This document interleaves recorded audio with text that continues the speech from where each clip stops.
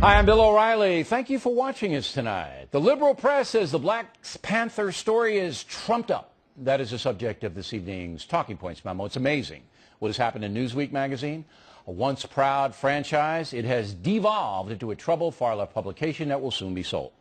Latest example of politics trumping news is a website article in Newsweek written by David Graham, a 24-year-old who says he's a reporter. Mr. Graham's article for Newsweek says the Black Panther story, whereby the Justice Department declined to prosecute allegations of voter intimidation, is a trumped-up attempt by conservatives to embarrass the Obama administration.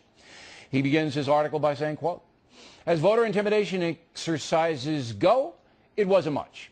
It seemed like the sort of incident that happens at dozens of polling places every election day and then quietly recedes." So let me get this straight, Mr. Graham. Black Panthers holding clubs appear at dozens of polling places every election day in this country.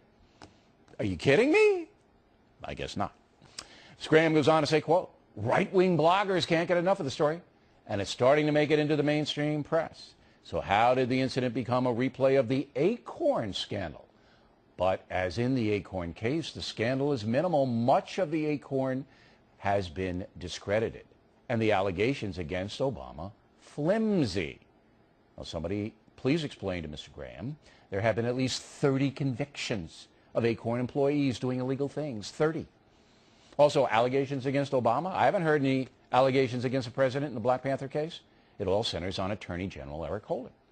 Two things.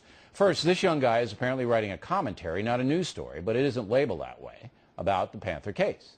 Does anyone at Newsweek realize that? And the guy's grossly distorting the situation. Also, Mr. Graham injects race. Quote, "The star witness in the case against the new Black Panther Party, Bartleby, wasn't exactly impartial. The white former Robert F. Kennedy aide has been an outspoken critic of Obama for some time. But things really blew open on July 6 when Bush Justice official J. Kristen Adams, who is white, suggested that Justice Voting Division avoided bringing cases where defendants were black and the plaintiffs were white," unquote. White? There's white again. So here we have Mr. Graham describing the color of the people involved in the case. Why would Newsweek allow that? Unless they want to make the story a racial deal, which they apparently do. Mr. Graham wraps up the article by saying, quote, "Like the Acorn case is not about a real investigation. It's about staging an effective piece of political theater that hurts the Obama administration." Now that is simply a journalistic atrocity.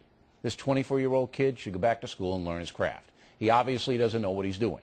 And why would Newsweek assign him to an important story like this? Were there no high school seniors available? I mean, come on. This is a blatant political hatchet job penned by a so-called reporter. The real story here is that Eric Holder will not explain the Panther situation. He's hiding under his desk, and Newsweek is covering for him. And that's a memo. Now,